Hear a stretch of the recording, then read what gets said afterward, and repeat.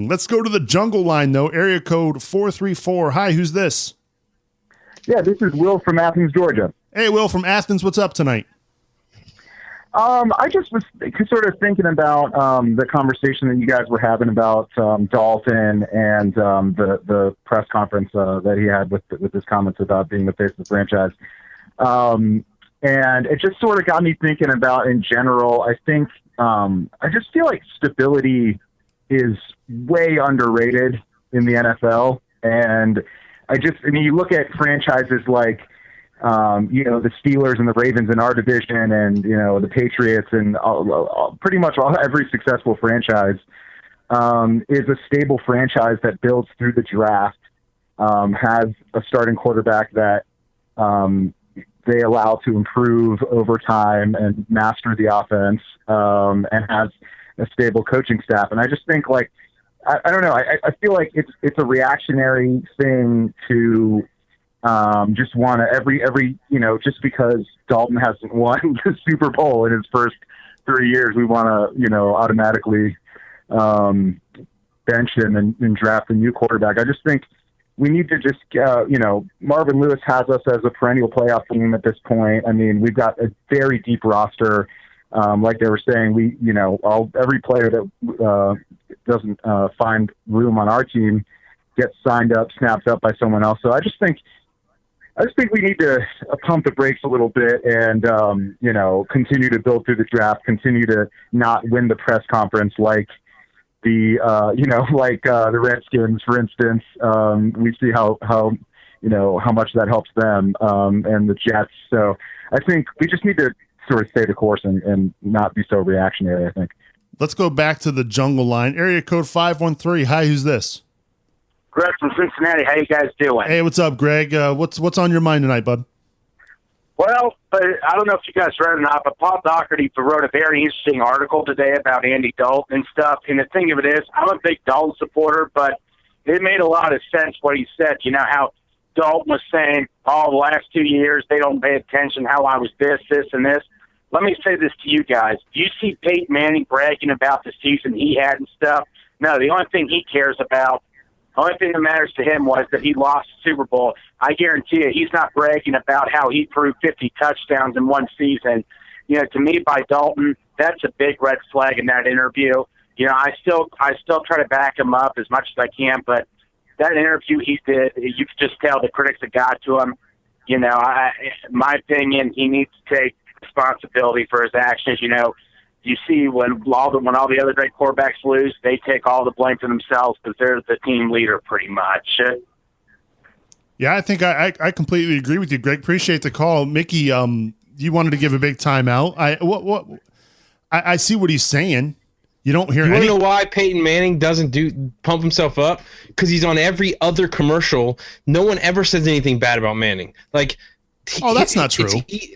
That's not true. There are a lot of Manning critics because he can't win in the postseason. Come on.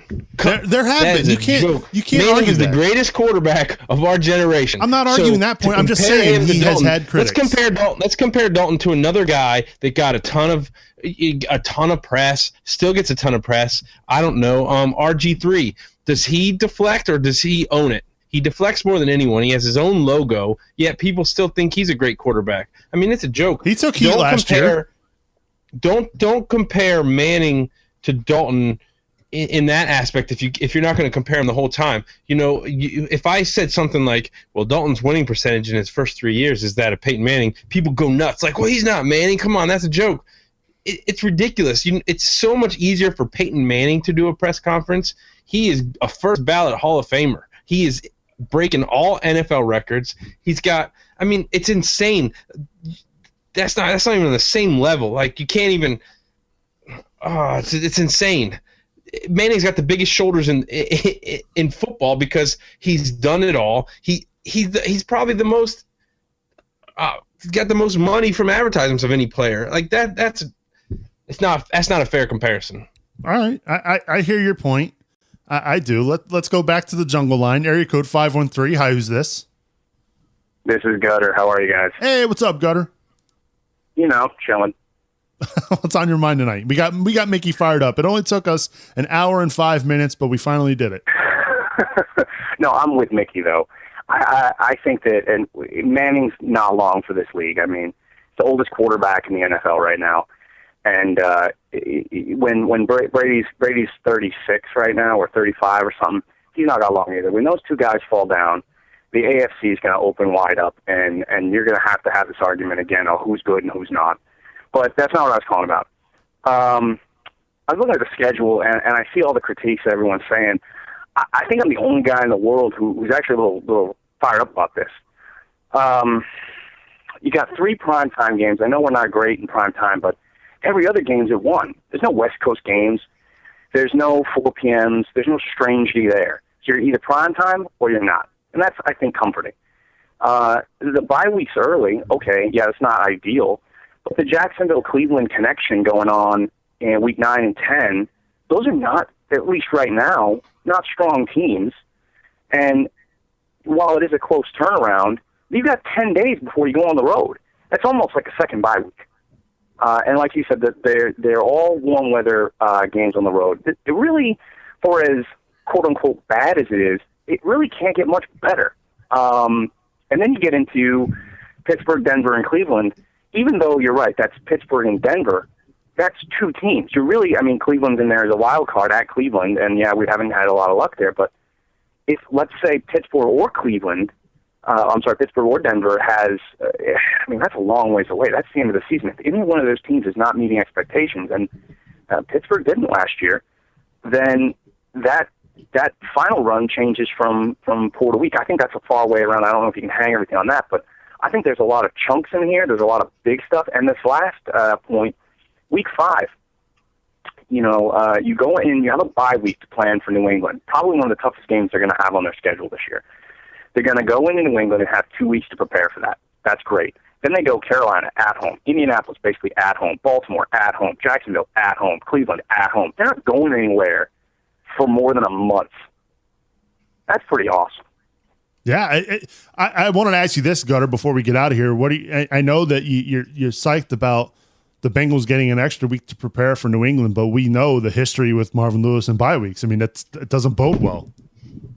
No, you're right. It doesn't bode well. But the team played New England last year, and I was actually at that game, and I'm going to be at this one too. My family's all from New England, so it's kind of a rivalry thing.